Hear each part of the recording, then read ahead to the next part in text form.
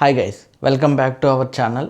Big Boss season 9 Agni Pariksha episode 10 show start అవడమే శ్రీముఖి గారు వచ్చారు. నిన్నటి మాంటేజెస్ కొన్ని వేశారు, సినిమాలో వేసినట్టు. నిన్నేం జరిగిందో అదొకసారి రీక్యాప్ అన్నట్టు వేశారు. నిన్న ఎలాగే ఎపిసోడ్ సరిగ్గా ఎండ్ చేయలేదు కాబట్టి ఎవరెవరైతే ఉన్నారో కంటెస్టెంట్స్ వల్ల ఇబ్బంది అయిందో వాళ్ళ దగ్గరకు వచ్చి, నేను ఎప్పుడూ నా 30 years ఆఫ్ జర్నీలో, నా 30 years ఆఫ్ కెరియర్లో ఇప్పటి వరకు కూడా నేను ఒక షోని ఒక ఎండ్ లేకుండా క్విట్ చేసింది లేదు. సో ఇదే ఫస్ట్ టైం అని చెప్పి ఆవిడ చెప్పారు.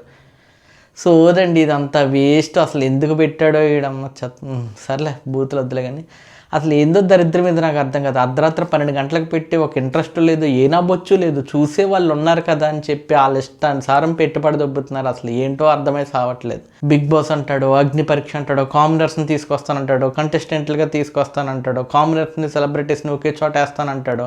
ఈ మాత్రం డొల్లలో ఎపిసోడ్కి అంతమంది కంటెస్టెంట్ని తీసుకోవడం ఎందుకు, అప్లికేషన్లు తీసుకోవడం ఎందుకు, వాళ్ళలోంచి కొంతమందిని సెలెక్ట్ చేయడం ఎందుకు, వాళ్ళని తీసుకొచ్చి ఇక్కడ పెట్టడం ఎందుకు? ఆల్రెడీ బిగ్ బాస్ అంటేనే స్క్రిప్టెడ్ అని ఒక రూమర్ ఉంది. దాన్ని రియల్ చేస్తున్నారు అనమాట. దానిలో ఏం దరిద్రం ఇది నాకు అర్థం కాదు. అసలు ముగ్గురు జడ్జెస్ అలిగి వెళ్ళిపోయారు. ఇప్పుడు అలిగి వెళ్ళిపోయిన వాళ్ళని పుట్టింటికి తిరిగి తీసుకొస్తారు చూసావా? అలా మళ్ళీ ఇలా అందరి దగ్గరకు వచ్చి వీళ్ళ దగ్గర నుంచి ఒక బొక్కల ప్రామిస్ ఒకటి తీసుకుని ఆ ప్రామిస్ చేసి, ఇక్కడ నుంచి మేము బాగా ఆడతాం, మేము గొడ్డలు చింపేసుకుని మరి ఒకరినొకరు కొట్టుకు సాస్తామని చెప్పి వాళ్ళ మాట ఇస్తే ఆ మాట ప్రకారం ముగ్గురు జడ్జెస్ వస్తారనమాట. సో వీళ్ళ దగ్గర నుంచి ప్రామిస్ తీసుకుని వెళ్ళి ఆ ముగ్గురు జడ్జెస్ని పిలిస్తే ఆ ముగ్గురు జడ్జెస్ వచ్చేసారనమాట. సో ఎక్కడి నుంచి అయినా మీ స్ట్రెంగ్త్ని మీరు బయటికి తీయండి. సో అది ఏందో దరిద్రం. మొత్తంగా దరిద్రంగా తగ్గట్టే ముగ్గురు జడ్జెస్ వచ్చేసి వచ్చారు. ఆ ముగ్గురు జడ్జెస్ చెప్పారనమాట, ఇక్కడ నుంచి మీరు బాగా ఆడండి, మీరు పేకండి అని చెప్పారు. సో వీళ్ళు కూడా అలాగే సారీ అని చెప్పని కూర్చున్నారు. షో కదా, ఇంకా తప్పదు, సావాలి, వాళ్ళు చెయ్యాలి, మనం చూడాలి అంతే.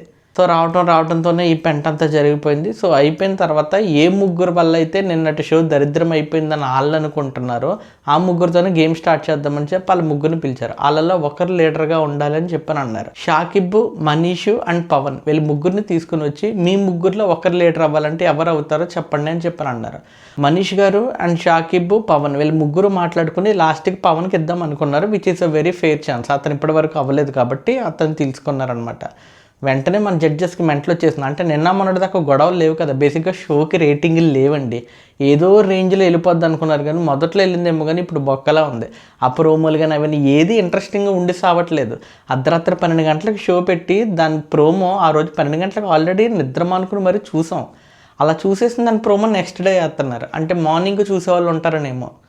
ఏందో ప్రోమోల్లోనూ ఇంట్రెస్ట్ ఉండదు, షోలోనూ ఇంట్రెస్ట్ ఉండదు, ఏది బాగాలేదు అసలు. అంత ఏదో చేయాలి కాబట్టి చేస్తాను అన్నట్టు ఉంది నాకు కూడా. ఎనీహో సరే, అదంతా పక్కన పెడితే షో స్టార్ట్ అవడంతో ఈ పెంట అంతా జరిగిపోయింది. ఆ ముగ్గురిని పిలిచి ఒకరిగా జడ్జి ఉండమంటే పవన్ అన్నారు. ఆయనకి ఆ గొడవ సరిపోలేదు. నవదీప్ గారు వెంటనే కోపం వచ్చేసి ఆయనకి, లేదు ఇలా కాదు, ఇంకా గట్టిగా చెప్పండి, మీరు ఎందుకు తీసుకున్నారు అనేది చెప్పండి. ఒకరికొకరు త్యాగాలు చేసుకోవడానికి కాదు, ఒకరికొకరు ఛాన్సులు ఇచ్చుకోవడానికి కాదు, దీనికోసం మీరు ఫైట్ చేయాలి అంటాడు.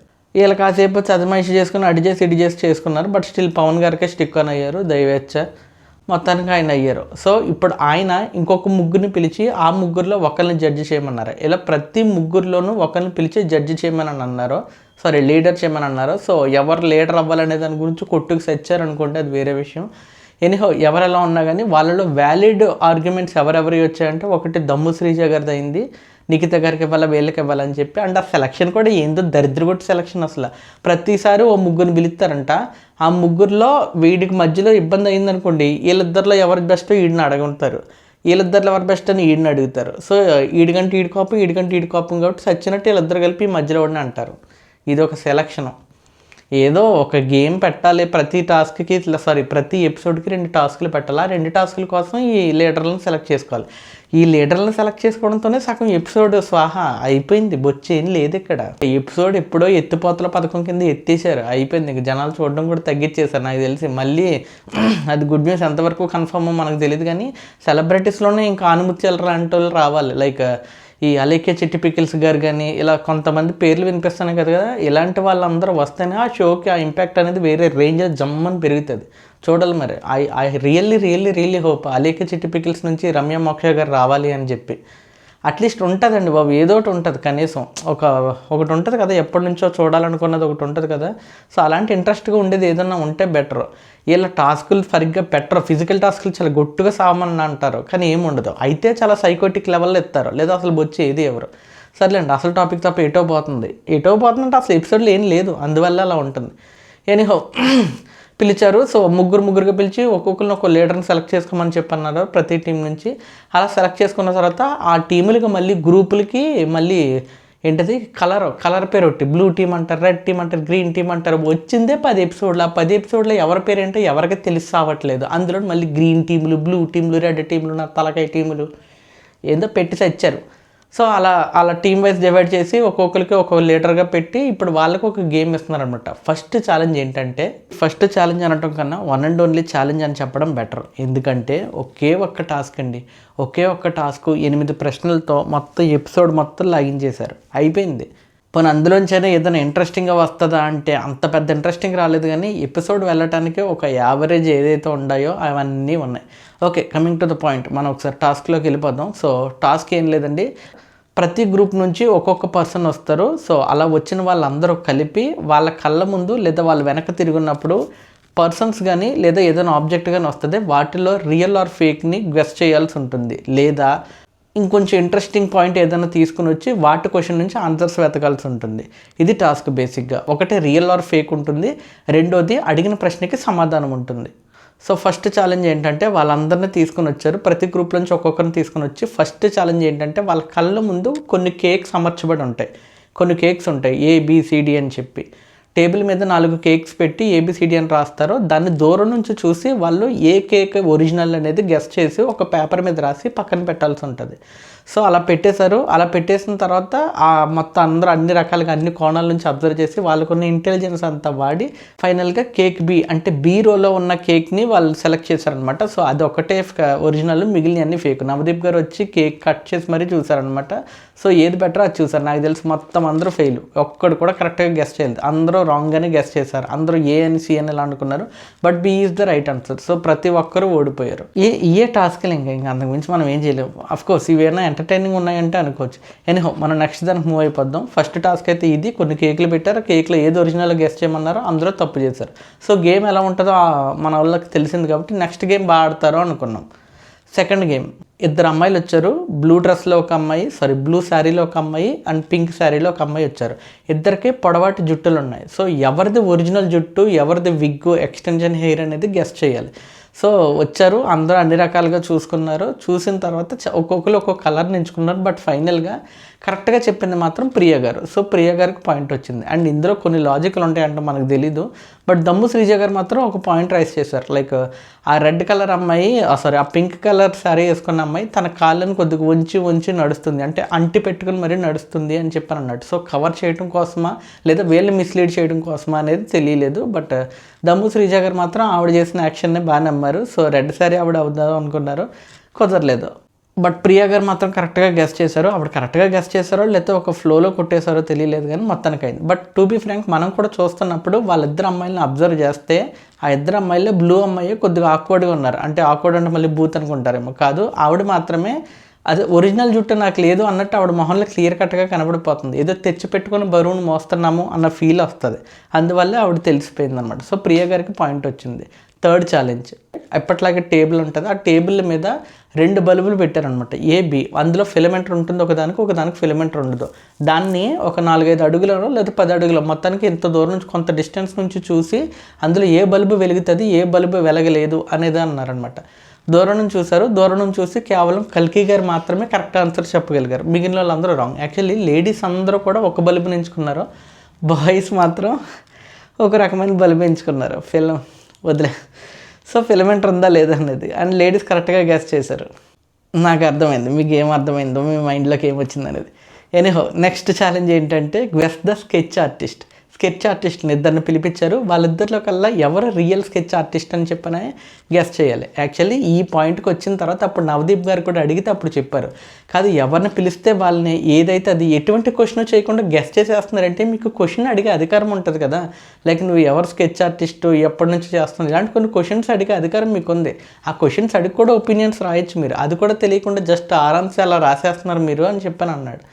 సో అందువల్ల ఒక్కొక్కరు ఒక్కొక్క క్వశ్చన్ అడుగుతూ వచ్చారు. ఆ క్వశ్చన్స్ని బేస్ చేసుకుని ఆన్సర్ ఇచ్చారనమాట. సో ఒక పక్క నుంచి నవదీప్ గారు ఇలా అంటున్నారు, అలా అన్నారని చెప్పి కంటెస్టెంట్లు కూడా క్వశ్చన్ అడగటం మొదలు పెట్టారు. పవన్ ఎవరు ఒక క్వశ్చన్ అడిగితే దానికి ఒక అతను రియాక్ట్ అయ్యారు, ఇద్దరు రియాక్ట్ అయ్యారు. బట్ వాళ్ళు ఎర్లీగా రియాక్ట్ అయిన ఆయన్ని నాగా గెస్ చేశాడు. చూశాడు, చూసి ఇమ్మీడియట్గా పేపర్ మీద రాసేసి ఇమ్మీడియట్గా వెళ్ళి పెట్టేసి వచ్చేసాడు. సో అబ్జర్వేషన్ మెచ్చుకోవాలి. యాక్చువల్లీ అందులో లాజిక్ ఏంటంటే ఒక క్వశ్చన్ అడగగానే ఏ పర్సన్ అయితే అంటే అందులో స్కెచ్లో ఎన్ని ఉంటాయి, ఐబ్రోస్కి ఎన్ని లేయర్స్ ఉంటాయి, ఎన్ని లేయర్స్ ఉంటాయి అని చెప్పాను అనగానే పర్సన్ ఇలా మైక్తో ఇలా ముందుకు వచ్చారంట. అలా రాగానే అతను గెస్ట్ చూసి ఓకే ఇతనే రియల్ అని చెప్పని వెళ్ళి నాగా గారు పెట్టారు. సో నాగా గారు win. Great observation. Next guess the real plant. 2 మొక్కలు పెట్టారు, ఒక ప్లాస్టిక్ మొక్క, ఒక రియల్ మొక్క. సో ఆ రెండింటిని గెస్ చేసి చెప్పాలి. సో దమ్ము శ్రీజ గారు చెప్పారు ఏది రియల్ ఏది ఫేక్ అనేది ఆవిడ చూసి చెప్పారనమాట. ఈ దమ్ము శ్రీజ గారు ఆవిడ ఏంటో తెలియదండి బాబు, ఆవిడ భలే షైన్ అవుతూ ఉన్నారు. ఫస్ట్లో ఎంత ఇరిటేషన్ వచ్చిందో ఇప్పుడు ఆవిడని చూస్తుంటే అంత ఇంట్రెస్టింగ్గా వస్తుందన్నమాట. ఏ ఇంట్రెస్ట్ పాయింట్ తీసుకొస్తారా అన్న ఫీల్ వస్తుందన్నమాట. బాగా ఇంప్రూవ్ అయ్యారు ఆవిడ. నాకు తెలిసి వెళ్ళిపోతారు ఇప్పుడు స్ట్రైట్గా బిగ్ బాస్కి. నెక్స్ట్ ఛాలెంజ్ ఏందో సర్లే. Next challenge shoe task. అంటే టేబుల్ మీద కొన్ని షూస్ పెట్టారు. ఆ షూస్ పెట్టగానే ఎవరికాలు క్వశ్చన్ ఏంటో కూడా వినకుండా పేపర్ మీద రాసేసి పెట్టేశారు. సో దాన్ని మళ్ళీ షో చేయడానికి నవదీప్ గారు వచ్చి ఆయన షో తీసి కాసేపు కూర్చొని చూసి క్వశ్చన్ ఏంటో తెలియకుండా అలా ఎలా పెట్టేస్తారో. బేసిక్గా క్వశ్చన్ ఏంటంటే నా కాలికి ఏ షూ సైజు సెట్ అవుతుందో దాన్ని బట్టి మీరు ఆన్సర్ రాయాలి అని చెప్పారన్నారు. సో చాలామంది తెలియకుండానే ముందే పెట్టేశారు. సరే వాళ్ళకి మళ్ళీ ఛాన్స్ ఇచ్చిన ఈసారి డాలియా గారు ఏం చేశారు, లేదు నేను ఆ క్వశ్చన్కి స్టిక్ అన్నాను, మెయిన్ అనుకున్న క్వశ్చన్కే స్టిక్ ఆన్ అవుతాను, రియల్ ఫేక్ అనే దానికే స్టిక్ ఆన్ అవుతాను అని అన్నారు. ఏది ఒరిజినల్ క్వశ్చన్ ఏంటో చెప్పిన తర్వాత కూడా. అందుకే జడ్జెస్ తిట్టడాలు, ఈ షో చేయటాలు, వదిలేసి వెళ్ళిపోతాను అనటాలు, మీరు చేసే పెంట అంతా మాకు చూపించడాలు, మేము రివ్యూలు చేయటాలు, మీరు చూడటాలు, సబ్స్క్రైబులు చేయటాలు, ఒక ఫ్లో అంతే. ఫైనల్లీ మీలో ఎవరు నవదీప్ గారు షూను కనిపెట్టింది అనే ప్రోగ్రామ్కి మనీష్ గారు కరెక్ట్ ఆన్సర్ ఇచ్చారనమాట. మనీష్ గారు గెస్ట్ చేసి కరెక్ట్గా చెప్పగలిగారు.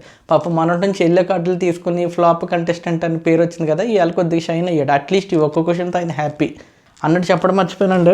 ఫస్ట్ టైం అభిజిత్ గారు డ్యాన్స్ కూడా వేశారు. అంటే ఆయన ఉన్న షోలో ఆయన ఉన్న బిగ్ బాస్ దాంట్లో వేసారో లేదో తెలియదు, కానీ ఇక్కడ మాత్రం దమ్ము శ్రీజతో పాటు డ్యాన్స్ వేశారనమాట.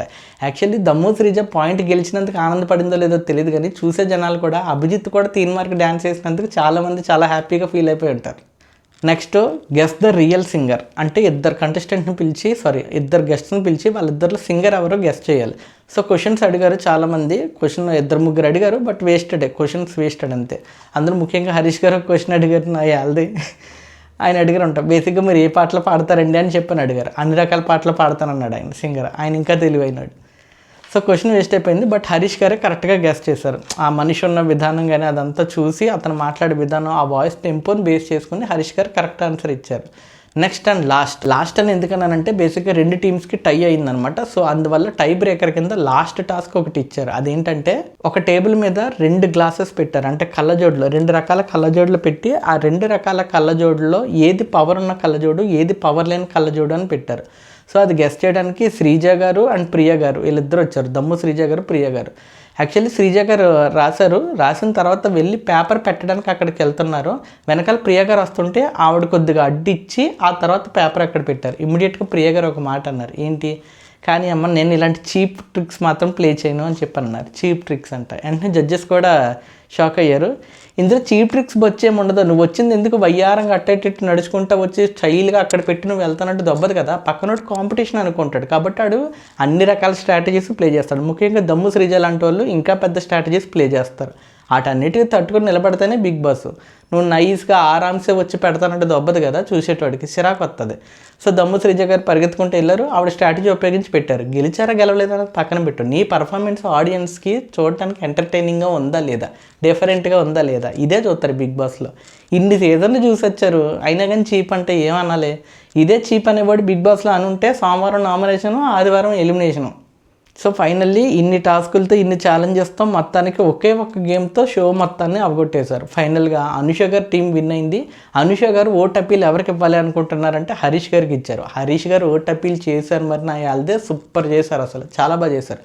మనిషి ఫ్రాంక్గా మాట్లాడేటప్పుడు ఎలా ఉంటుందో, ఓపెన్గా తన గురించి తను చెప్పుకున్నప్పుడు డబ్బా కొట్టుకోకుండా చెప్తే ఎలా ఉంటుందో ఎగ్జాక్ట్గా అలా ఉంది. ఓట్ అప్పీల్ అనేది ఇలా ఉండాలి, చాలా జెన్యూన్గా కరెక్ట్గా ఉండాలి.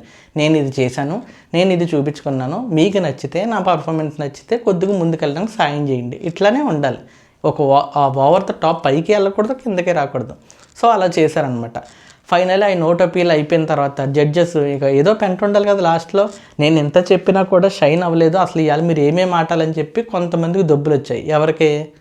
షాకిబ్, శ్రేయ, పవన్ కళ్యాణ్, దాలియా, ప్రసన్న గారు, వీళ్ళందరికీ కలిసి దొబ్బులు పడ్డాయి. బేసిక్గా షాకిబ్ గారు అయితే నాకు ఏం కనపడలేదు. ఇవాళ మనిషి అరవమంటే గట్టిగా అరుస్తాడు, ఏదైనా గొడవ పెట్టుకోమంటే గొడవ పెట్టుకుంటాడు, నాకెందుకు ఈ టాస్క్ ఇవ్వలేదు, నాకెందుకు పార్టిసిపేట్ చేసే ఛాన్స్ ఇవ్వలేదని గొడవ పడతారు. కానీ ఇంతే, కొంతమంది దగ్గర అంతే ఏముండదు, డొల్ల అరుపులు మాత్రం చాలా గట్టిగా అరుస్తారు, విషయం మాత్రం చాలా నిల్లుగా ఉంటుంది అనిపిస్తుంది. మళ్ళీ ఈ మాటను పట్టుకుని ట్రోల్ చేస్తారో లేకపోతే ఏం చేస్తారో తెలియదు, కానీ చూసి నాకు మాత్రం అలాగే అనిపించింది. ఫైనల్లీ ఎంటైర్ ఎపిసోడ్లో కల్లా వాల్యుబుల్ కంటెస్టెంట్ ఎవరు అంటే కనుక ప్రస్తుతానికి ఎవరు లేరని చెప్పి బిందు మాధవ్ గారు మాత్రం ఉన్న వాటితో పోల్చుకుంటే ఆర్గ్యుమెంట్ పరంగా చూసుకున్న, టాస్క్ల పరంగా కొద్ది గొప్ప షైన్ అయింది అనిపించింది ప్రియా గారు అన్నారు. యాక్చువల్లీ రైట్, మేబీ ప్రీవియస్ ఎపిసోడ్స్తో పోల్చుకుంటే ఆవిడ ఈ ఎపిసోడ్లో కొద్దిగా షైన్ అయినట్టు అనిపించింది. ఇంతే, that's it for today. Actually ఈరోజు టాస్క్ అంతా ఇలాగే తెచ్చింది. సో ఒకసారి చూడండి, అండ్ దయచేసి ఒకసారి నా రివ్యూస్ ఎలా ఉంటున్నాయో కూడా దయచేసి నాకు చెప్పరా, నాకేం అర్థం కావట్లేదు. ఎందుకంటే ఈ సీజన్ మొదలైనప్పటి నుంచి బిగ్ బాస్ అంటే నాకు ఇష్టమే, నేను పిచ్చోడ్లాగా చూసేవాడిని. మా ఇంట్లో వాళ్ళు కూడా ఏంట్రైడ్ పిచ్చోడ్ అయిపోతాడో ఏంటి అనిపించేది. వాళ్ళు కొట్టుకుంటుంటే కొట్టుకో ఇంకా కొట్టుకో, ఆ పాయింట్స్ ఎలిమినేట్ చేయని చెప్పి ఇలా సైకోటిక్గా బిహేవ్ చేసేవాడిని అనమాట.